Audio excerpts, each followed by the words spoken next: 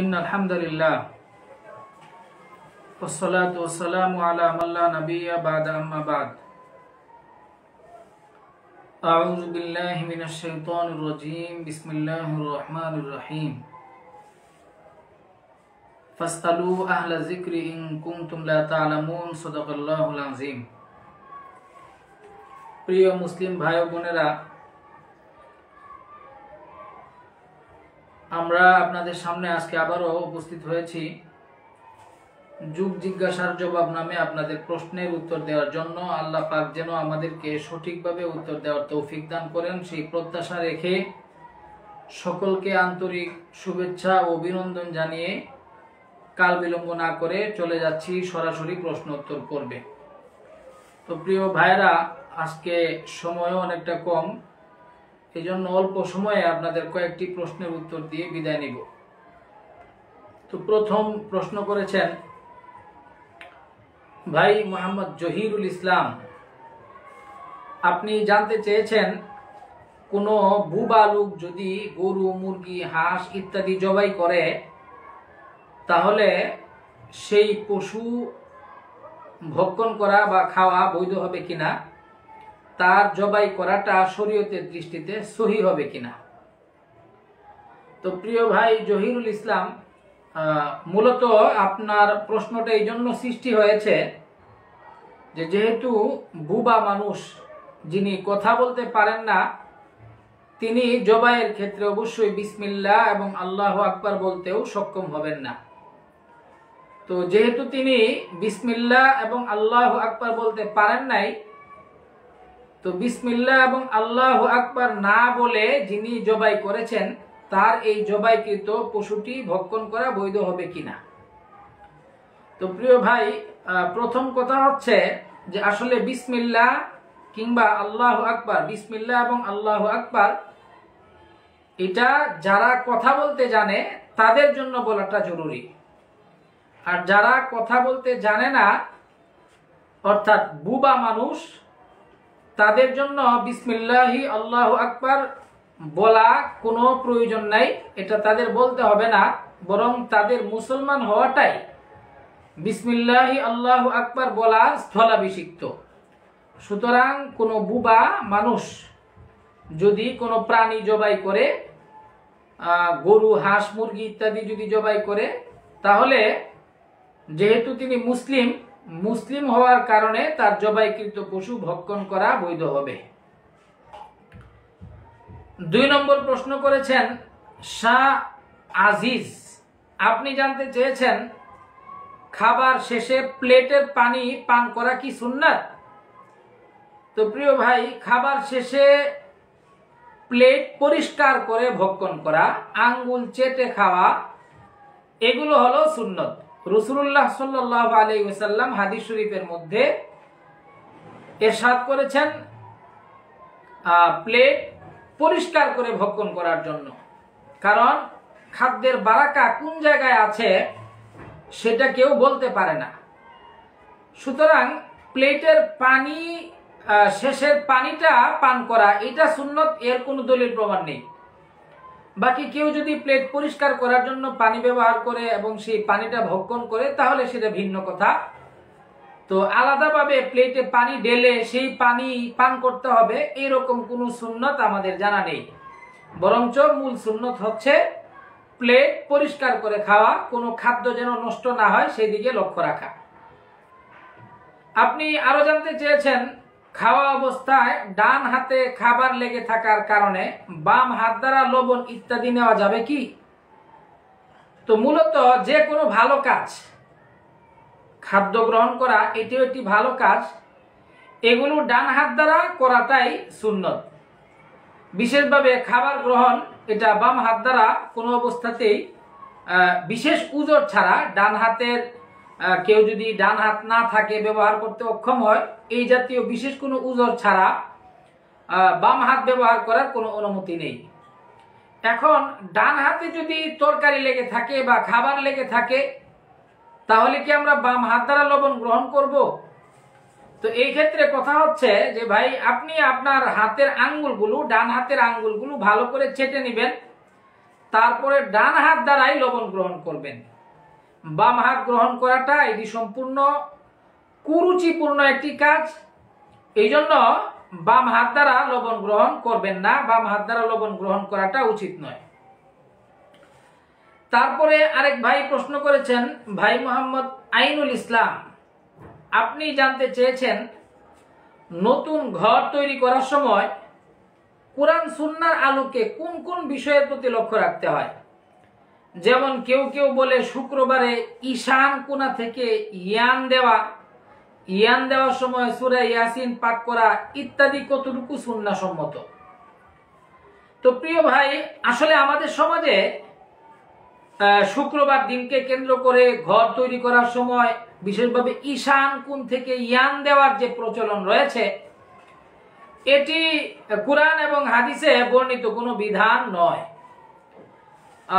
এই ক্ষেত্রে মৌলিকভাবে কুরআন এবং সুন্নাহয় সুস্পষ্ট কোনো বক্তব্য পাওয়া যায় না যে নতুন ঘর তৈরি করার ক্ষেত্রে কোন কোণা থেকে কাজ শুরু করতে হবে, সেখানে কি কি করতে হবে, এগুলা সুস্পষ্ট কোনো প্রমাণাদি পাওয়া যায় না।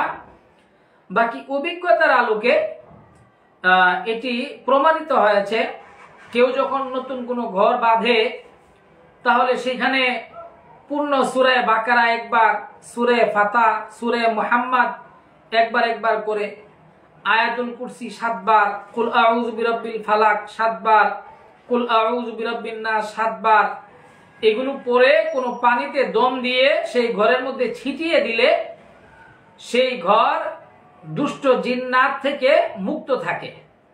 বিশেষভাবে একটি হাদিস শরীফের মধ্যে সূরা বাকারা যেই ঘরের ভিতরে পাঠ করা হয়, হাদিস শরীফের বক্তব্য অনুযায়ী সেই ঘরটা দুষ্ট জিন্নাতের উপদ্রব থেকে মুক্ত থাকে, এটি বর্ণিত রয়েছে। সুতরাং কেউ চাইলে নতুন ঘর বানানোর ক্ষেত্রে বা ঘর বানানোর পরে উদ্বোধন করার ক্ষেত্রে সূরা বাকারা তিলাওয়াত করতে পারেন এবং আগে যেগুলো বলেছি সেগুলো তিলাওয়াত করতে পারেন। এবং কোনো ঘর তৈরি করার ক্ষেত্রে বিশেষভাবে ঘর যদি তৈরি হয়ে যায় তাহলে সেই ঘরে বারাকা হাসিলের উদ্দেশ্যে তিনি সেখানে দোয়ারও আয়োজন করতে পারেন বা আল্লাহ বিশেষ কোনো বান্দাকে ডেকে নিয়ে সেখানে তার মাধ্যমে দোয়া করাতে পারেন।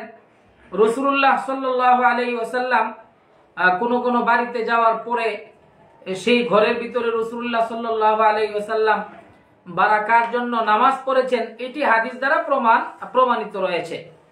সুতরাং ঈশান কোণ থেকে ইয়ান দেওয়ার যে প্রচলনের কথা আপনি বলেছেন, এগুলো কুরআন এবং সুন্নাহর আলোকে প্রমাণিত নয়।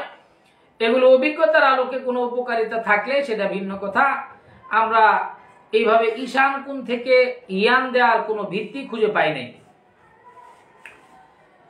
তারপরে প্রশ্ন করেছেন ভাই মোহাম্মদ রুহুল আমিন, আপনি জানতে চেয়েছেন মৃত্যুর পূর্বে, আপনি বলেছেন যে মৃত্যুর পূর্বে আমার আব্বা অসুস্থ থাকার কারণে প্রায় 4 সপ্তাহের নামাজ কাজা হয়ে গেছে, আর আমাদের সামর্থ্য তেমন নাই, তারপরও কি উক্ত কাজা নামাজগুলোর ফিদিয়া বা কাফারা আদায় করতে হবে আমাদের জন্য? তো প্রিয় ভাই, প্রথম কথা তো হচ্ছে যে মূলত ফিদিয়া আদায় হয় রোজা, তো রোজার সাথে নামাজকেও ফুকাহে কেরাম যুক্ত করেছেন। বাকি ফিদিয়া বা কাফারা যেটাই বলেন আপনি, যে ভাষাতেই বলেন, ফিদিয়াটা মূলত ওই সময়ে আদায় করাটা আবশ্যক হয় যখন মৃত ব্যক্তি ওসিয়ত করে গিয়ে থাকে। আরো বেশ কিছু শর্ত রয়েছে ফিদিয়া আবশ্যক হওয়ার জন্য। তো আপনার বক্তব্য অনুযায়ী আপনার পিতা যেহেতু এই মর্মে কোনো ওসিয়তও করে যান নাই, তাছাড়া নামাজের ফিদিয়া আদায় করার ক্ষেত্রে শক্তিশালী কোনো প্রমাণাদিও নেই এবং আপনাদের ওই রকম সামর্থ্যও নেই, কাজেই আপনার জন্য আপনার পিতার ওই ছুটে যাওয়া নামাজগুলোর পক্ষ থেকে কোনো রকম ফিদিয়া আদায় করার প্রয়োজনীয়তা নেই। বাকি আপনি আপনার আব্বার জন্য দোয়া করতে পারেন, সামর্থ্য থাকলে সাদাকা করতে পারেন, সেটার সওয়াব অবশ্যই তিনি পাবেন। হাফেজ নাজিমউদ্দিন, আপনি প্রশ্ন করেছেন যে হুজুর পাবজি, ফ্রি ফায়ার ইত্যাদি গেম খেলার শরঈ বিধান কি? তো প্রিয় ভাই, পাবজি, ফ্রি ফায়ার ইত্যাদি যে খেলা আমাদের সমাজে বর্তমান তরুণ সমাজ অনেকেই এই জাতীয় খেলার প্রতি ঝুঁকে পড়েছে। তো এই জাতীয় খেলার পিছনে পড়ে সবচেয়ে বড় ক্ষতি যেটা হচ্ছে যে আমাদের নতুন এবং তরুণ প্রজন্মের মেধা বিনষ্ট হচ্ছে, সময় বিনষ্ট হচ্ছে, অর্থ বিনষ্ট হচ্ছে, অথচ এগুলাতে মৌলিকভাবে দেখানোর মতো কোনো উপকারিতা নেই। তো এমনিতে আল কোরআনের বক্তব্য হচ্ছে কাদ আফলাহাল মুমিনুন আল্লাযীনা হুম ফি সালাতিহিম খাশিউন ওয়াল্লাযীনা হুম আনিল লাগবি মুরিদুন। মুমিনগণের যেসব বৈশিষ্ট্য রয়েছে এর মধ্যে একটি বৈশিষ্ট্য হচ্ছে মুমিনরা বেহুদা এবং নিরর্থক কাজ থেকে বিরত থাকে। তো পাবজি এবং ফ্রি ফায়ারের মতো একটি নিরর্থক এবং গুনাহের কাজ, এটি কোনো অবস্থাতেই শরীয়তে কাম্য হতে পারে না। এই ধরনের খেলাধুলায় যে সমস্ত যুবকরা লিপ্ত রয়েছেন, আমরা তাদের প্রতি অন্তরের অন্তঃস্থল থেকে বিনীতভাবে আহ্বান জানাবো, আপনারা এই জাতীয় কর্মকাণ্ড এবং পাবজি ও ফ্রি ফায়ারের মতো জঘন্যতম খেলাধুলা থেকে বিরত থাকুন, এগুলো পরিহার করুন। শরঈ দৃষ্টিকোণ থেকে এগুলোর কোনো বৈধতা নেই। আরেক ভাই মোহাম্মদ ইবনুল করিম, আপনি জানতে চেয়েছেন মোবাইলে ফ্রি অর্ডারে ক্রয় বিক্রয় করার হুকুম কি। আপনি সেখানে আরো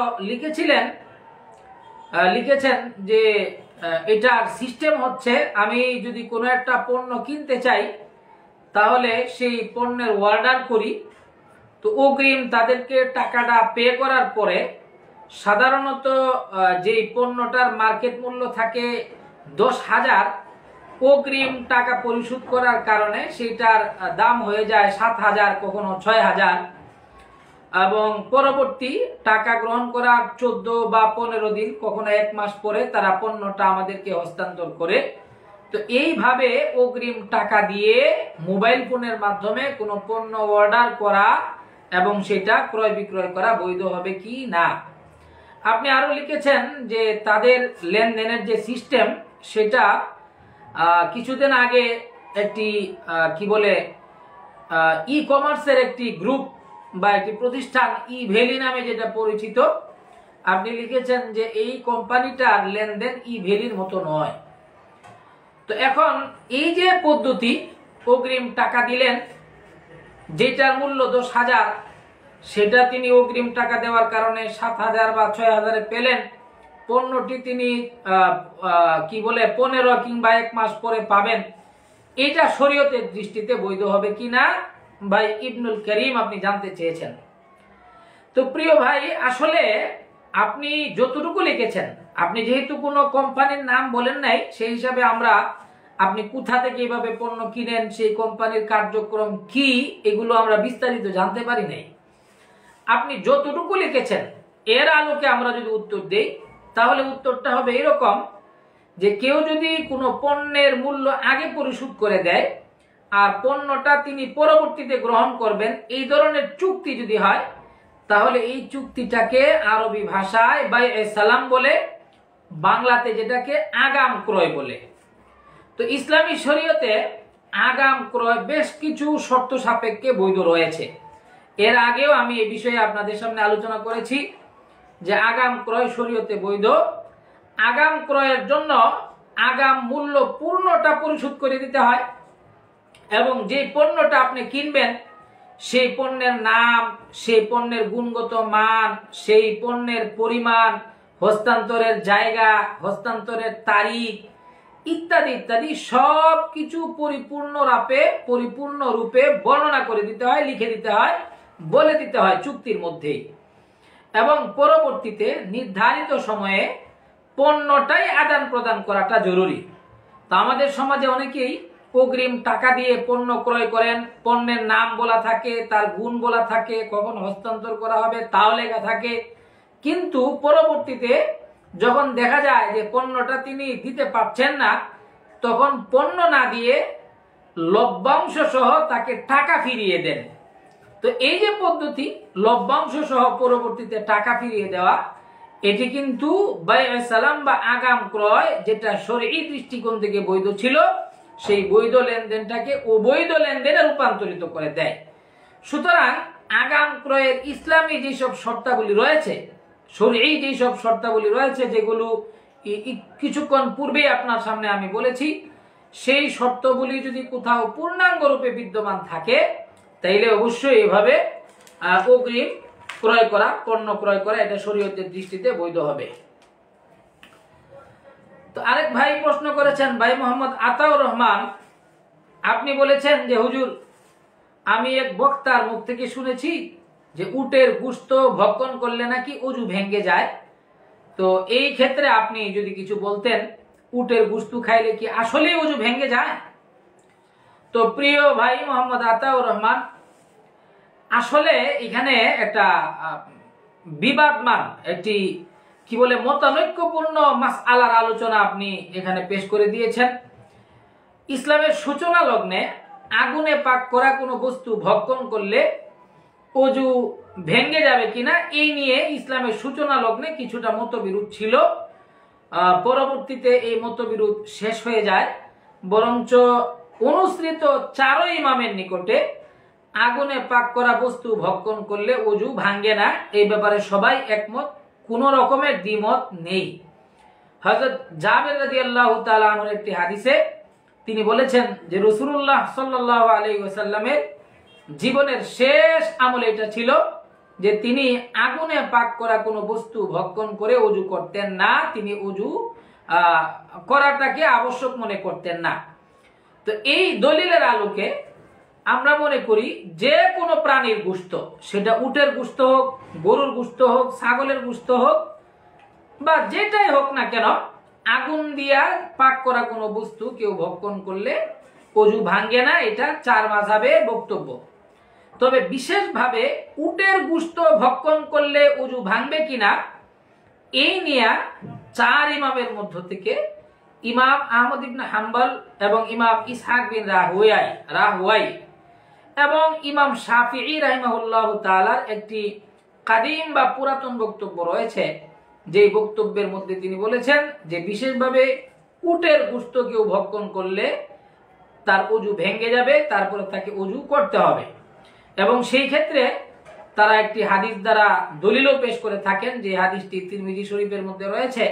রাসূলুল্লাহ সাল্লাল্লাহু আলাইহি ওয়াসাল্লামকে জিজ্ঞেস করা হয়েছিল যে উটের গোশত খেয়ে আমরা ওযু করব কিনা। রাসূলুল্লাহ সাল্লাল্লাহু আলাইহি ওয়াসাল্লাম বলেছেন তাওয়াজ্জাউ মিনহা, অর্থাৎ উটের গোশত ভক্ষণ করে তোমরা ওযু করো। তো এই যে হাদিস, এই হাদিসের আলোকে ইমাম ইসহাক বিন রাহওয়াই এবং ইমাম আহমদ ইবনে হাম্বল রাহিমাহুল্লাহ এবং ইমাম শাফি রাহিমাহুল্লাহর একটি পুরাতন বক্তব্যের আলোকে ওনারা মনে করেন উটের গোশত খাইলে ওযু ভেঙে যাবে, ওযু করতে হবে।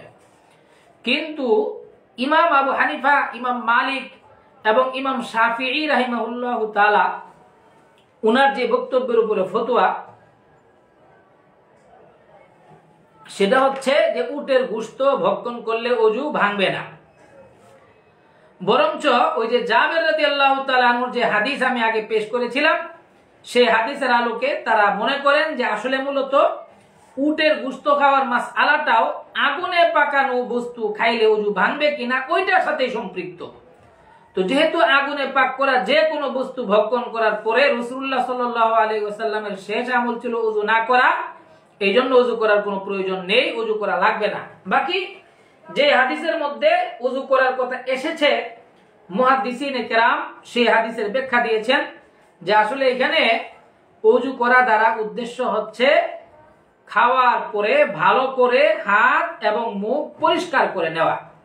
এবং এই বক্তব্যটি অন্য একটি হাদিসে রাসূলুল্লাহ সাল্লাল্লাহু আলাইহি ওয়াসাল্লাম থেকে অন্য একটি হাদিসের মধ্যে বর্ণিত হয়েছে। হযরত ইকরাশ রাদিয়াল্লাহু তাআলা আনহু থেকে বর্ণিত হাদিস, সেখানে রয়েছে যে রাসূলুল্লাহ সাল্লাল্লাহু আলাইহি ওয়াসাল্লামের নিকট তিনি পানি নিয়ে আসলেন খাওয়ার পরে। তারপরে রাসূলুল্লাহ সাল্লাল্লাহু আলাইহি ওয়াসাল্লাম ফাগাসালা রাসূলুল্লাহ সাল্লাল্লাহু আলাইহি ওয়াসাল্লাম ইয়াদাই ওয়া মাসাহা বিবালালে কাফাইহি ওয়া জিরাআইহি ওয়া রাসাহু ওয়া ক্বালা ইয়া ইকরাশ হাযাল বুযু মিম্মা গায়রাতিন নার। রাসূলুল্লাহ সাল্লাল্লাহু আলাইহি ওয়াসাল্লাম পানি আনার পরে তিনি হাত ধুইলেন এবং অবশিষ্ট পানি দ্বারা ওয়া মাসাহা বিবালালে কাফাইহি ওয়াজহাহু, এবং হাতের অবশিষ্ট পানি দ্বারা তিনি তার চেহারাটাকে মাসেহ করলেন এবং মাথা মাসেহ করলেন। তো এই যে হাদিস, এখানে কিন্তু পা ধোয়ার কথা নেই। তার মানে হচ্ছে এই ওযুটা ছিল অপূর্ণাঙ্গ ওযু, যেটাকে আমরা আবিধানিক অর্থের অজু মনে করি। সুতরাং উটে খাওয়া বস্তু, উটের গোশত খাওয়ার পরে অজু করার শরঈ তরিকায় অজু করার কোনো প্রয়োজন নেই। বাকি হাত মুখ ইত্যাদি ধুইতে পারে। হাত মুখ ধোয়াটা এটা অবশ্য খানার আদাবের মধ্যে পড়ে, বিশেষভাবে যেহেতু উটের গোশতের মধ্যে চর্বি বেশি থাকে, তৈলাক্ত বস্তু বেশি থাকে, এই জন্য আপনার এইগুলা উটের গোশত খাওয়ার পরে এই তৈলাক্ততা দূর করার জন্য হাত ধোয়াটা এটা খানার একটা আদাবের ভিতরে পড়ে। আরেক ভাই প্রশ্ন করেছেন, জনাব আলিমউদ্দিন আলেক, মৎস্য খামারের জাকাত কিভাবে দেওয়া যায়, মূল্য কিভাবে নির্ধারণ করা হবে? তো প্রিয় ভাই, মৎস্য খামার এটা আপনার অবশ্যই ব্যবসা। তো মৎস্য খামারের জাকাত দেওয়ার ক্ষেত্রে আপনার যেদিন জাকাত বর্ষ পূর্ণ হবে সেদিন মৎস্য খামারে যত মাছ আছে আপনার, সেই মাছগুলার একটা আনুমানিক পাইকারি মূল্য নির্ধারণ করবেন। পাইকারি মূল্য নির্ধারণ করতে হবে এবং পাইকারি মূল্য হিসাবে শতকরা 2.5 টাকা হিসাবে জাকাত দিয়ে দিতে হবে। আপনি টোটাল মাছ এখন আপনি যদি উঠায় বিক্রি করে দেন তাহলে কত টাকা হবে পাইকারি, সেরকম একটা হিসাব করে তারপরে শতকরা 2.5% হিসাবে আপনি ঋণ থাকলে ঋণগুলা বাদ দিয়ে আপনি আপনার মৎস্য খামারের জাকাত আদায় করবেন।